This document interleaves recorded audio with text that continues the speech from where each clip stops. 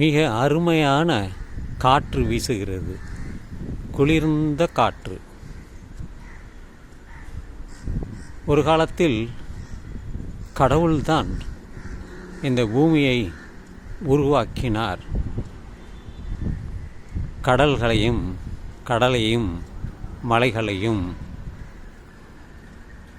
மனிதர்களையும் விலங்குகளையும் உருவாக்கினார் என்று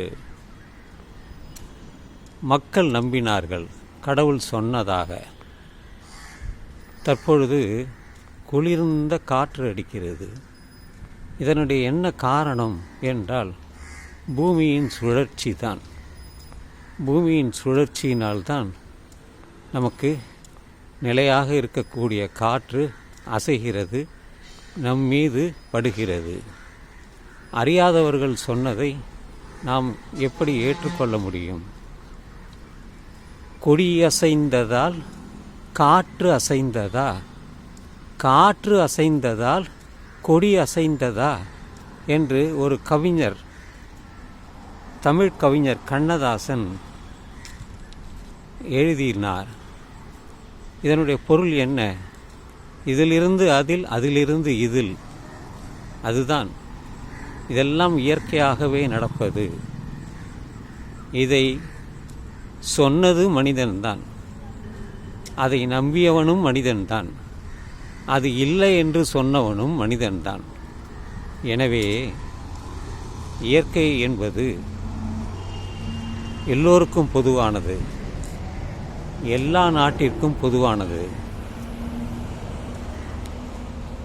சூறாவளி அடிக்கிறது, கடல் கொந்தளிக்கிறது, பூமி பிளக்கிறது, மின்னல் வருகிறது, இடி இடிக்கிறது, பலமான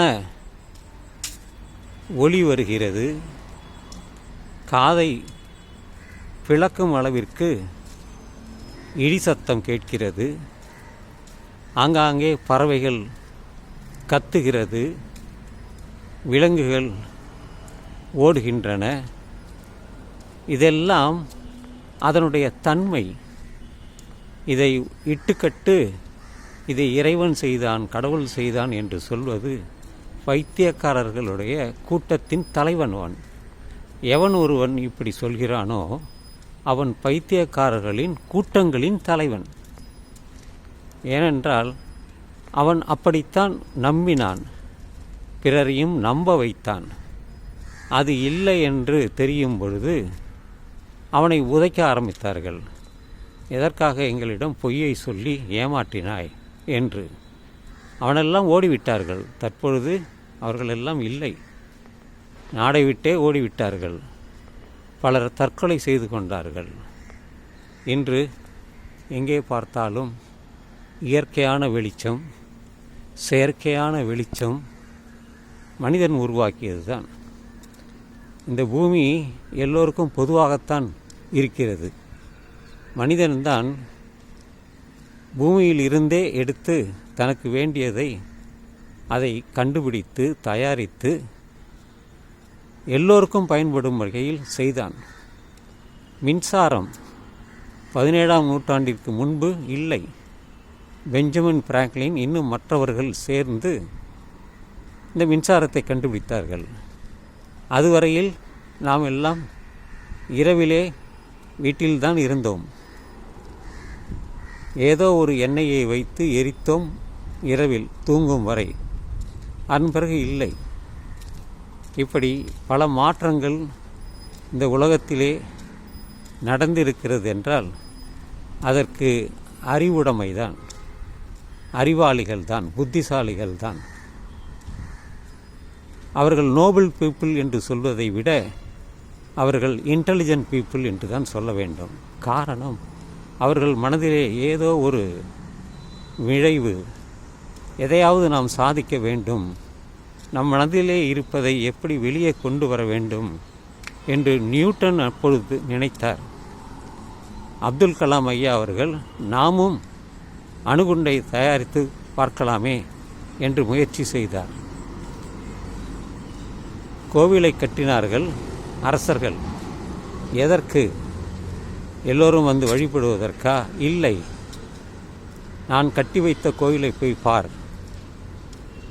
அங்கே எப்படி சிற்பங்களை செதுக்கியுள்ளார்கள், எப்படி தூண்களை செய்தார்கள், இந்த கற்களை எங்கிருந்து கொண்டு வந்தார்கள், எப்படியெல்லாம் அவர்கள் அதை நிறுத்தினார்கள். எந்த தொழில்நுட்பமும் இப்பொழுது இருப்பது போல் அப்பொழுது இல்லை. 1000 வருடங்களுக்கு முன்பு ராஜராஜ சோழன் ஒரு கோயிலை கட்டினான் என்றால் அதனுடைய நிழல் பூமியில் படாத அளவிற்கு அவன் கட்டினான். இதுதான் அந்த கோயிலின் பெருமை. ஒரு சிகப்பு கல் ஒன்றோடு ஒன்று, அப்பொழுது சிமெண்ட் கிடையாது, ஒன்றோடு ஒன்று சேர்ந்து கொண்டது. அது ஒரு தொழில்நுட்பம். எப்படி எகிப்து நாட்டில் பிரமிடில் இன்றளவும் நிலைத்து நிற்கிறதோ 4500 வருடங்கள். நான் சொல்லக்கூடிய ராஜராஜன் 2000 வருடங்கள் தான். இன்றைய காலகட்டத்தில் 1000 வருடங்கள். எனவே மனிதன் எவன் ஒருவன் யோசிக்கிறானோ அவன் புதியதாக உருவாக்குகிறான். எவன் ஒருவன் வேடிக்கை பார்க்கிறானோ அவன் முட்டாளாகவே இருக்கிறான், வியந்து கொண்டே இருக்கிறான். இது எனது கருத்தாகும். கௌதம புத்தரும் மகாவீரரும் கடவுள் இல்லை என்று சொன்னவர்கள். மற்றவர்கள் எல்லோரும் கடவுள் இருப்பதாக, அவர்தான் எல்லாவற்றையும் பார்க்கிறார் செய்கிறார் என்று. அந்த காலம் போய்விட்டது. மதத்தினால் மாற்றிய நிலைமை தற்பொழுது மாறிவிட்டது. எத்தனையோ சித்தர்கள் நல்ல விஷயங்களை சொல்லியுள்ளார்கள். விஞ்ஞானிகள் மக்களுக்காக, இந்த உலகத்திற்காக பாடுபட்டார்கள் அல்லும் பகலும். தாமஸ் ஆல்வா எடிசன் பல்பை கண்டுபிடித்தார் என்று பல மாற்றங்கள் வந்துவிட்டன. அதுதான் தொடக்கம். இது முடிவா என்றால் இல்லை, இன்னும் அது தொடர்ந்து கொண்டே போகும். இதுதான் விஞ்ஞானத்திற்கு முடிவு என்பதே இல்லை. அறிவியல், யாரெல்லாம் அறிவியல் தெரிந்திருக்கிறார்களோ அவர்களெல்லாம் சிந்தனையாளர்கள். இந்த உலகத்திற்கு ஏதாவது நன்மை செய்ய வேண்டும். கையில் வைத்து பேசுகிறேனே, இது ஒரு விந்தையான விஷயம்தான். இது அமெரிக்காவிற்கும் போகும், ஆஸ்திரேலியாவிற்கும் போகும், அரபு நாடுகளுக்கும் போகும்.